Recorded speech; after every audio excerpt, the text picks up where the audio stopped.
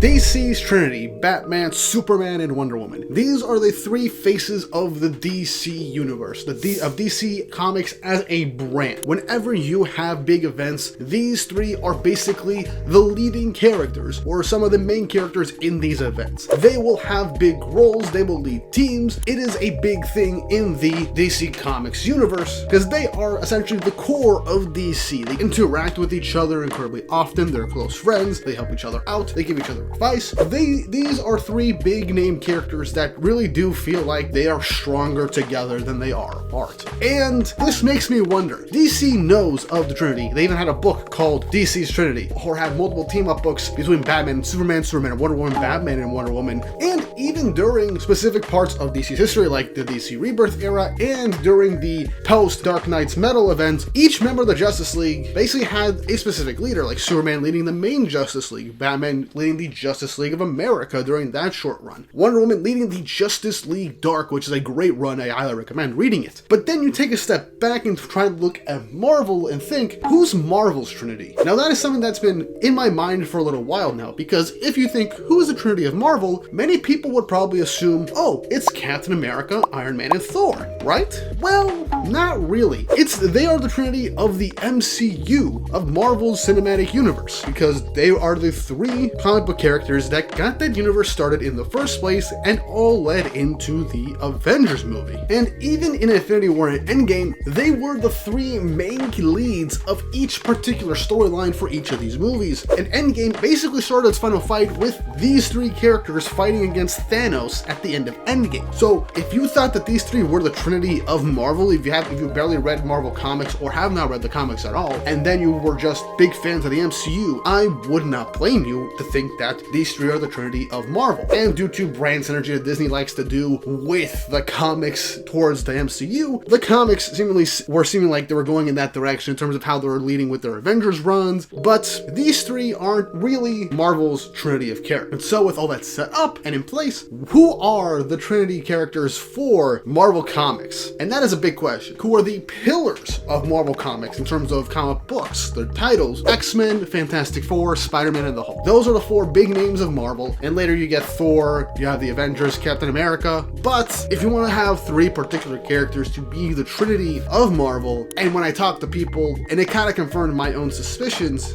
the Trinity of Marvel is pretty obvious. When you look at Marvel Comics, who are the three most popular, most recognizable characters that have had a lot of adaptations and have had a good number of crossovers and interactions with each other? And if you think about it for a second, you know the answer. It's Spider-Man, Wolverine, and Hulk. Yeah, these three are essentially the Trinity for Marvel Comics. Not only are these three of the most recognizable characters in Marvel history, outside of obviously Captain America, because he's Captain America, but these are three characters that not only have led their own team, they've crossed over with multiple different titles and with each other a good number of times, to the point where they are main characters in their own books. Heck, Spider-Man and Wolverine were on the same Avengers team with Luke Cage's New Avengers in the 2000s. That was a fun book. I do say so, that is a really, really fun book. Spider-Man's crossed over with the Hulk a couple of times with one Immortal Hulk run that actually gives us a nice bit of time with Peter and Banner / Hulk. Heck, right now there is actually a Wolverine and Spider-Man comic that's running right now at the time you're recording this video, and it's honestly very good. I'm glad I started reading it. And there's also a Spider-Man crossover with the X-Men, where he is a professor at the Jean Grey School for Gifted Youngsters, called Spider-Man and the X-Men. It's a more modern book, but it was a really fun book. And it's also nice seeing Peter be a teacher in general, because that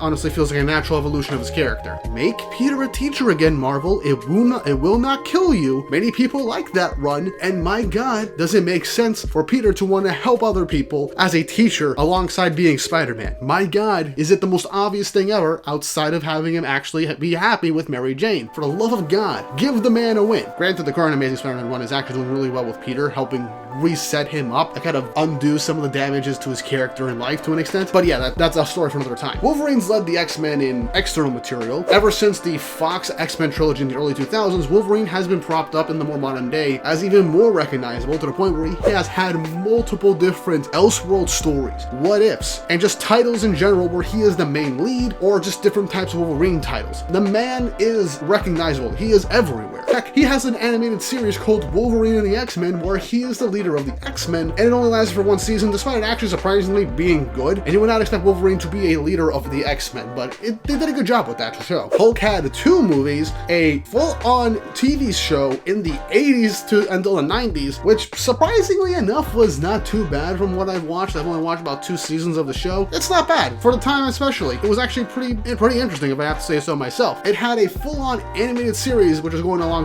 Iron Man the animated series, Spider-Man the animated series. Yeah, that Hulk show was actually really good, and the amount of characters that crossed over in that show was actually pretty damn fun to see. Let's not forget that Wolverine was introduced in a freaking Hulk comic, just like how Juggernaut, a X-Men villain, was also in a Spider-Man comic very early on as well. These characters have had a long-standing history of crossing over with each other and interacting with each other. Wolverine and Spider-Man have immense respect for each other and they see each other as friends. Same with Hulk and Spider-Man in specific instances. There are so many moments of these characters interacting, being on the same team, crossing over. It would make sense if these were like the 3 faces of Marvel, if you really think about it, the Trinity. And it would be something really cool to see if Marvel took advantage of that even more, because they are the 3 most recognizable characters and big fan favorite characters in Marvel comics. Spider-Man books, Wolverine books, and Hulk books always sell well. And over the last decade, Hulk has had a lot of interesting changes to his character, his lore and mythos, that has garnered more attention from comic book fans from last I've seen, and has really just evolved the character and added more depth. Heck, right now we have the Infernal Hulk run. I'm only 2 issues in and it's actually insane of what's going on right now, and I'm curious to see why that whole Hulk run isn't just a whole goddamn event in and of itself, but that's besides the point. Spider-Man has had multiple different spin-off books, whether they be Elseworld titles, flashback arcs essentially giving their own limited runs. Miles is Spider-Man as well, so he is also a face of Marvel with his own runs as well. And Wolverine, obviously, like I said, he's got multiple different comic books, he's in the X-Men, he's crossed over with so many different characters, and he has a number of children, with X-23, Laura Kinney, being the next generation Wolverine. She's taking over the mantle of Wolverine after the death of Wolverine's storyline, and so she's basically also been Wolverine alongside Logan as well. So next generation also makes sense. At least for Spider-Man and Wolverine, you have Miles and Laura being next generation mantle passes. Hulk is a different case. We had Amadeus Cho, but like that run wasn't too great, unfortunately, which sucks. I kind of like Amadeus. He's a pretty fun character, but his comic was kind of okay, and so then again, he was good in the Champions though. A lot of characters were good in the Champions books.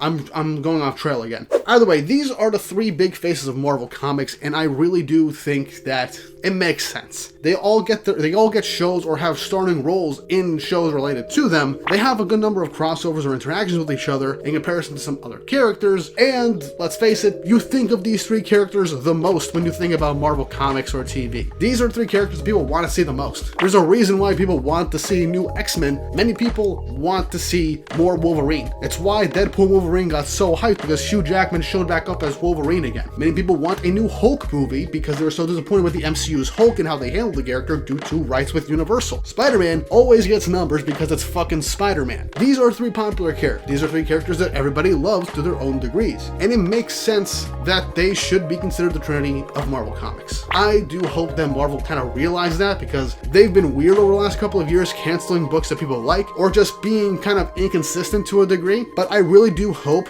that they see the potential of having these 3 characters, crossing over more, interacting more, because these are the faces of the franchise for the most part, of the entire comic books for Marvel, and people want to see more of them. And who knows, maybe when the MCU inevitably has its own little like mini reset or soft reboot to an extent, we can have more Hulk movies, we can have Wolverine have his own set of stuff outside the X-Men, and we have Spider-Man doing his own thing once more and have them cross over with each other every now and again. But talking about the MCU in general could be something to happen in the near future. But in terms of comics, the Trinity for Marvel is obviously Wolverine, Spider-Man, and Hulk. This long-winded video is just me going over why I think that's the case. But what do you guys think? Do you think that these 3 are the Marvel Trinity?